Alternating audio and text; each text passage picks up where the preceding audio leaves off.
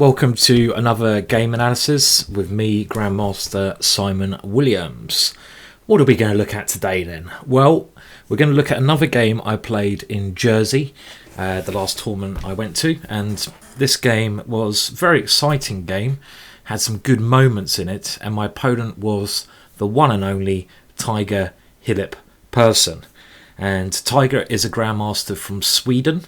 As well as being a Grandmaster, he's a thoroughly nice guy, really pleasant person. I mean, I've known him for a while, but got to know him quite well when I was filming some series they're trying to get on TV.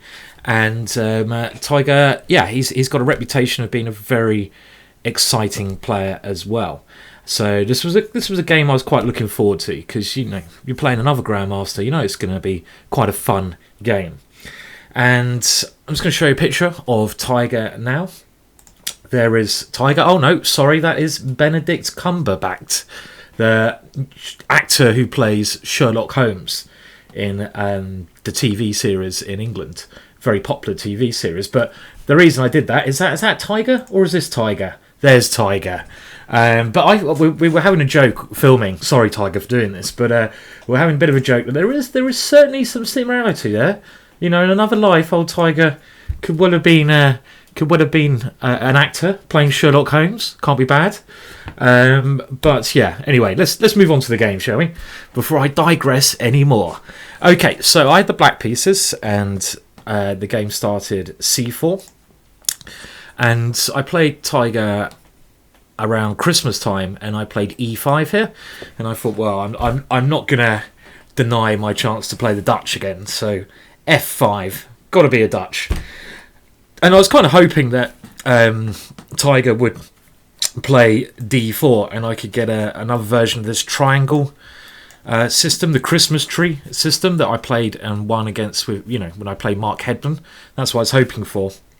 But instead Tiger played knight c3 and went for a more English opening setup. So this is where white refuses to play the move d4, or avoids playing this move for some time. So I play knight to f6, and now I've got to get a new chair. This one's falling apart, so if I'm making lots of squeaky noise, it's the chair. And now g3. I used to play this setup as well with white, and the idea is for white to place his bishop on g2, where he has great control on this diagonal, and especially some squares like d5, which will be controlled by 3 pieces, and e4 as well. So control the centre from the side. And now I had a bit of a decision to make. I mean, there's a number of moves you can play here. Now, in an ideal world, I'd want to play e5 in this position and just play d6, bishop e7, and the normal attack. But there's one move here which is a reason I don't play e5 straight away, and that is the move d4. And I think d4 is an excellent reply to an early e5, and I'm surprised not many players actually go for this. I mean, you can still do this as black. You can even go d6 here because the endings are not so bad at all.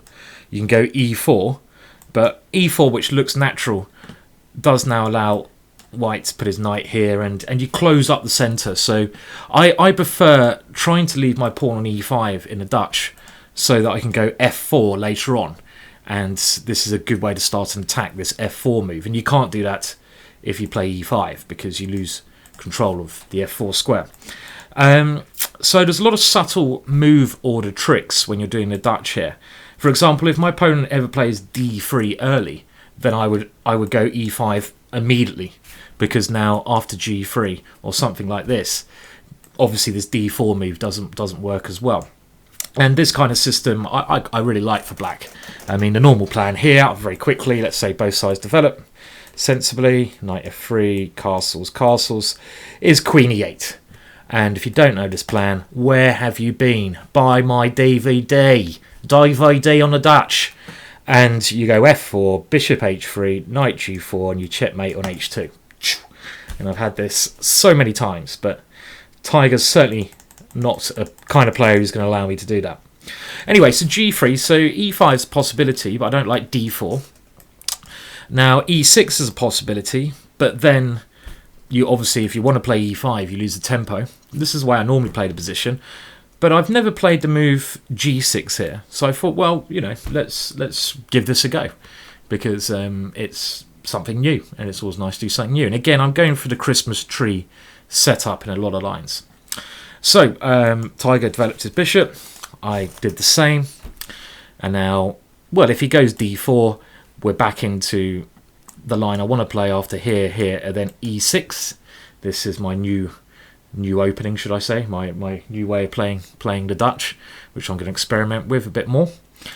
And if my opponent played d3 instead, Tiger. And this is quite often the way Tiger played it. So now he's gone d3. I thought I might as well develop my knight to c6. Sometimes you have to be careful of d4 and d5 here, but this is not a threat anymore. I mean, I could go e5 now as well. This is going to come.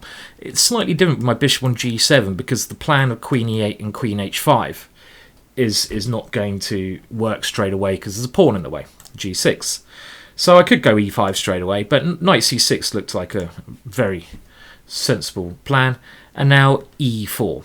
And this is the so-called Botvinnik system of the English, where white places his pawns like this. And this was a speciality of mine up to about the age of 20. It's the only thing I played with white because I was a lazy little so-and-so.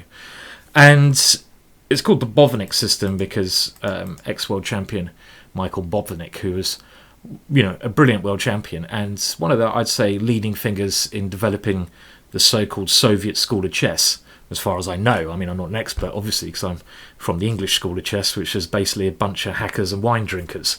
But the Soviet school of chess is based around Botvinnik. And this is really a way to try and get a stake in the centre and control the light squares incredibly well. But of course, when you place your pawns on one colour square, the opposite coloured squared, the dark squares, become weak.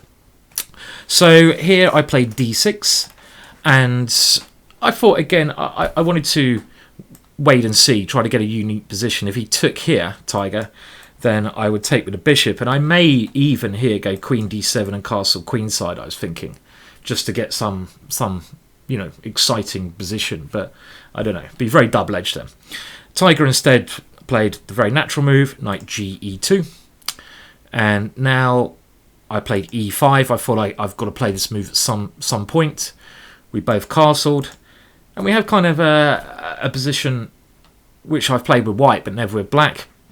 And here Tiger came in with knight d5. And this is one of the main ideas of this system. This square here is a lovely square for the knight. And this is where I had my really long think here, maybe 20 minutes or so, because it's one of those positions where if you're not careful, white will just go b4, b5, and you'll slowly get suffocated. So I wanted to play actively on the king side here. Now, my first thought was something like knight takes knight, pawn takes, and then maybe knight e7. When I wanted to go c6 next, because I don't like my pawn being on c7 if white can get a rook to c1 and pressure along here. But I didn't particularly like this. It seemed my pieces seemed quite passive, and even when I play the move c6 or c5, maybe c5, I'm not really sure what I'm doing there. So I turned that one down. And the move I'm always wanting to play here to drum up some counterplay is the move f4. This is a very interesting idea in a lot of positions, a pawn sack line. And after something like pawn takes pawn, something like knight to h5. But I didn't truly believe it in this position. It looked a little bit premature. But that's kind of a theme you've got to remember because I want to attack on the king side, and like I said earlier, I really just enjoy playing the move f4. I mean, I like the kind of unbalanced double-edged positions you get from this pawn move. So here I think I came up with quite an interesting idea, because I also wanted to stop something like bishop g5 when Tiger could always swap on f6 and loads of pieces are removed from the board. So I played knight to e8, and this avoids any exchange. So now white obviously can't capture on f6 at any moment. It avoids bishop g5. It even helps the move f4 in some cases because my rook is behind that pawn. And my idea as well, in a lot of, I mean, okay, let's say, I mean, one idea that sprung to mind anyway, something like rook b1, was to go knight b8. Very bizarre two moves, knight d8 and then knight b8. And after something like b4, now I can go c6. And I thought this maybe not so bad, you know, because where does he put his knight? I'm going to go f4 next. I looked at some line, for example, knight c3, and now f4. And all of a sudden, I've got exactly what I want.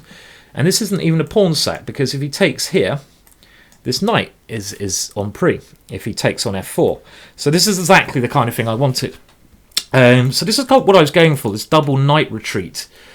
And it looked very interesting to me. Tiger played b4, and what can be more natural than this?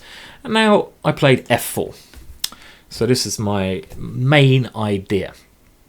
Tiger took on f4. I mean, there's a big threat of f3 here, and white has to really take on f4 if he wants to have any chance to prove an advantage from the opening. I'm just seeing there's a little bit of light there, isn't there? Sunlight. Sunlight. I've let the sun in today. Let me just prove I'm not a vampire. Oh no, I'm going to have to go back there. Okay. No sun, please. No, keep away, sun. Okay, well, sorry about that, but I've only just noticed that, so, well, it's not going to affect the analysis. But okay, the idea here is it might look natural for me to now take on f4. I really didn't like this because I thought Tiger would jump at the opportunity of going bishop takes f4. And this bishop is one piece I don't want to allow my opponent to bring out, because any attack I have on the king side is going to fail now, because this bishop can come to g3 and it defends everything on g3 and the f-pawn can move. And here, if I grab the rook on a1, I just didn't like this. Instinctively I had some, cold sweats about this. With this extremely strong queen, I've given up my bishop, and he's got, bishop h6, his pieces are good. Where is my play now? And you've always got to make sure you have some kind of plan. And I don't just want to sit here and wait to be squeezed. So I didn't like this one. But another reason why this knight e8 might be interesting is now I can play queen h4. And this is the move I played. And this looks... I was very, very happy the way the opening had gone here. I was feeling very confident around this point. I mean, the point is now, if he tries to take on e5, bishop takes e5, and this way I'm threatening two major things, so white can resign. And my queen is just nice, actively placed over here. So the game now continued, and Tiger has to be quite careful here. I think he played the correct move, f3, because this just stops my pawn moving any further forwards, and it creates a bit of a blockade on that side of the board. Now I can take here, because I had a particular idea in mind. I mean, Tiger played d4 quite quickly. If Tiger had played bishop takes f4 now, it's a big difference here, because my queen is so actively placed, and I have the excellent move here, rook takes f4. And now something along the lines of, I don't think it really matters which knight he captures this with. Let's say he does it with this one, and now bishop e5 at the correct moment. I mean, maybe I even check first, but this move here is I thought going to be very, very strong for me. And if I can take the knight, I'll be winning. If he goes something like queen d2, I guess I just have g5 here. This is going to be winning, because if I get that one, it's game over. And if he goes queen e1, I was analysing queen h6, still threatening here. And if queen g3, well, now knight d4 looked very, very bad for him. This move, and also knight f6, both of these moves. This one's I like going forwards if I can, and it threatens some knight e2 checks. But also, actually, to be fair, something like knight g7, or actually knight g7 is better than f6, because I don't allow him to capture this. But something like here and here, it looks losing for Tiger here. My dark squared bishop is, I'm the one who's able to sack the exchange in this way, and this is a fantastic piece. So Tiger obviously saw that trick, and he went d4. And now we have a very interesting situation. It's my kingside play against what looks like an immense central pressure coming up the board at me.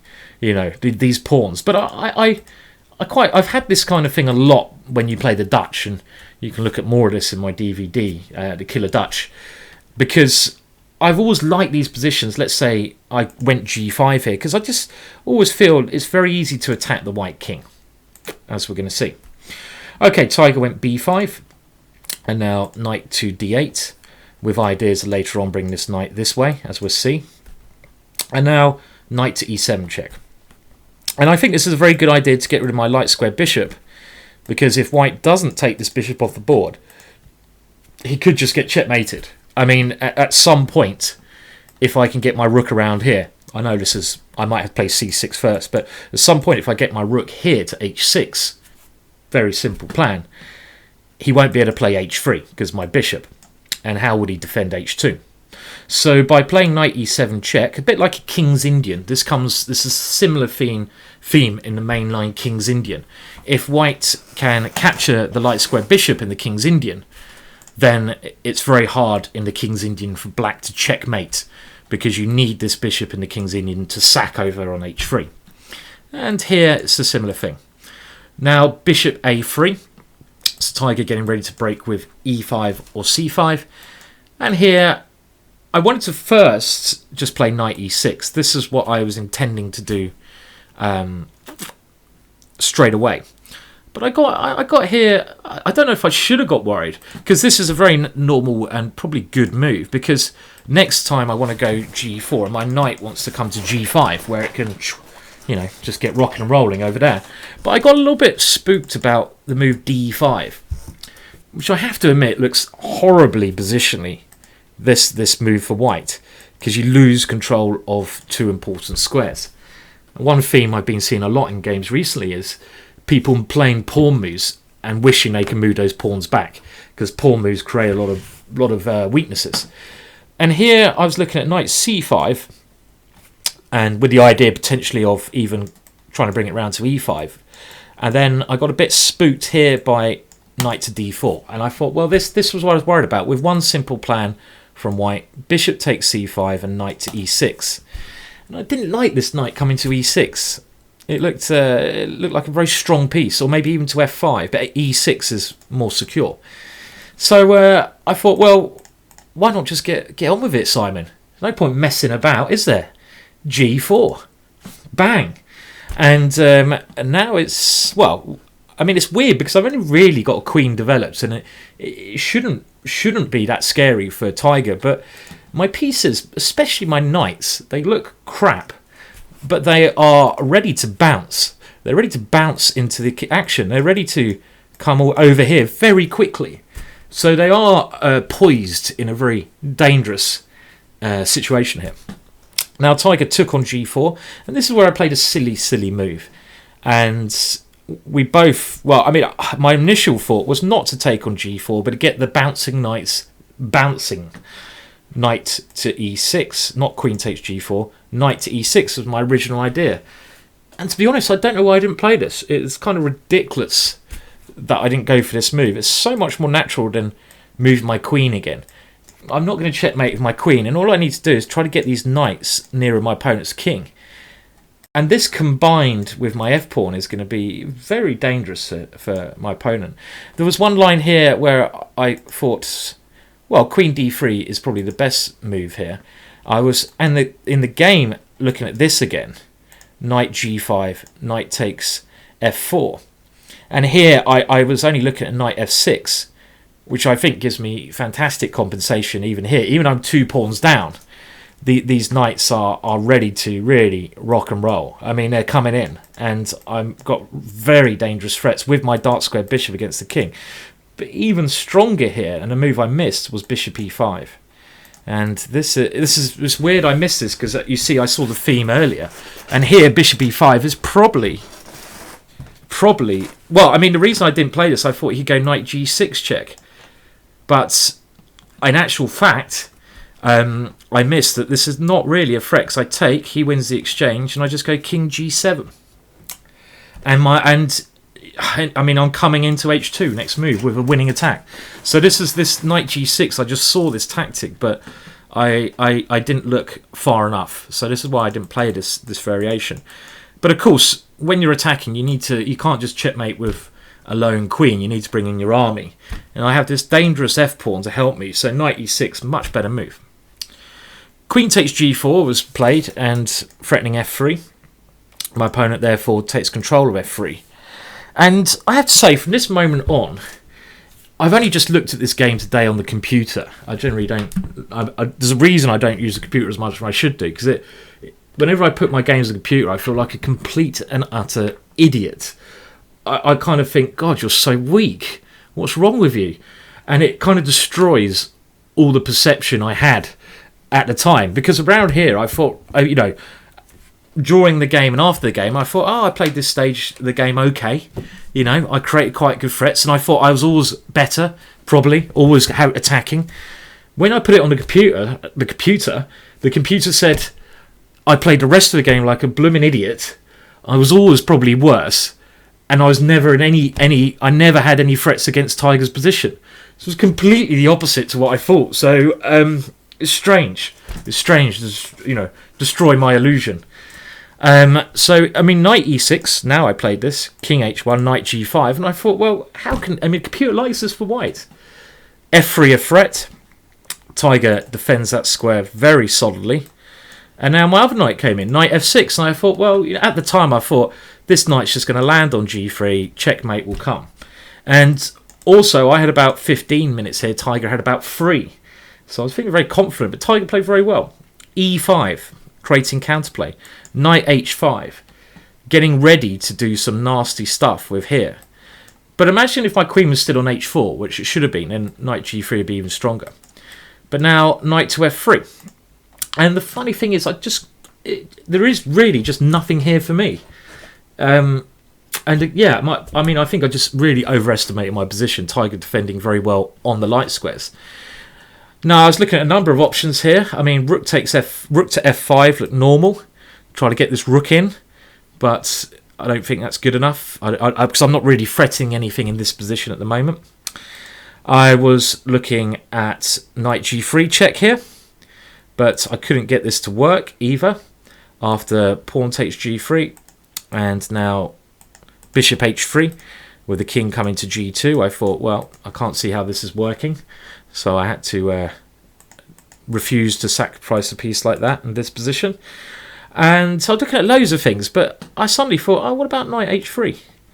And the idea of this move is just to, maybe now I'm lining up this one, but I also want to just go rook g8 and start getting some ideas here. And this is very dangerous for my opponent. But I missed an idea. In actual fact, the computer says he should be cold-blooded and take on d6. It looks very scary, that move, but maybe he can get away with it. But I missed... Let's see if you get this. Well, as soon as I played knight h3, I saw it, but it's one of those things where you take your hand off the piece and you think... So, yeah. But he now took on h3, and all of a sudden I thought, you're such an idiot, Simon. I took on h3 with my queen. Knight g3 is a monstrous threat. Now let's see if you get this. What is white's best move here? And it's quite easy to see. I certainly wasn't calculating well in this game. So pause the video if you need to. What is white's best move here? Well, of course, it's queen takes h7. A sexy little tactic. Nice little tactic, that one. Because he can't allow my queen nearer his king. And now Tiger has this knight g5 check and knight takes queen. And we get to a blooming ending. I don't want an ending. I need to start attacking his king to get the queens exchanged off. And the game continued. Rook f5. Just trying to hit this one. And I'm okay. I'm okay in this type of position because I have enough activity. I have enough pressure on the centre. If white ever takes on d6, my other rook comes in, my bishop comes in. So I don't think I should be in serious danger in this position, even though Tiger is temporarily a pawn up. Now here, Tiger played a bad move. He went knight f2. Maybe one of the only, we both started to play quite badly here. Probably me worse than Tiger. And because he's played everything, I think, extremely well. His ideas putting the knight on g1. When he was controlling the f3 square, he didn't get tempted into anything too flamboyant. He's just playing nicely. But this is lets me back in. And now I took on e5, and he went knight g4 check, and here I played like an idiot again. Now I wanted to play king g5, and at this point Tiger only had about under a minute left, and I really think this could have maybe given me a point even, you know, because I turned it down. I mean, if he takes on e5 first of all, well, something like this is actually, I think, very promising for me, this position. My king is very well positioned for the ending. My rook is quite strong, and there's some danger against his king here with some knight g3 ideas in some positions. So this would be very, very pleasant for me. And the reason I didn't play this move was because of, let's just see if I can get my analysis up here, rook g1. And now I saw knight g3 check, which is the main idea. Pawn takes knight, king takes knight, and then he takes here check. And I didn't like this. But the computer indicates that after rook g1, I can simply play e4 here. And I think Tiger also showed me this in analysis afterwards. And I have to admit, in analysis, I hope I wasn't rude, because I sort of I don't know about dismissed this move, but I didn't treat it seriously. Again, showing what bloody patzer I am at times, because it just looks like there's some nasty discovered check, but in actual fact there isn't. And I was also worried about this check here, but this is, you know, my king goes to g6, and again I can escape, and I'm probably very close to, well, I'm doing very well after e4, so this is another chance. Okay, in the game though, I played the much more negative move, and this, you know, you could tell I wasn't on top form here after king h7. You know, don't play passively if you can create threats. You know, don't ever go passive if you have a more active option. And now after pawn takes e5, rook g5, rook g1, I played another bad move. I mean, blooming heck, how many bad moves am I playing here? My initial thought was to go knight g3 check, and even here, I mean, after this takes, rook takes g4, and now this position, I'm certainly not worse here. His king is weak. The e5 pawn will drop, and you know this should be a draw, but it's probably easier for me to play. So I could have played this simple move, but then I saw, oh, hang on a minute, I've got a flash move here. I can actually go king g6 first,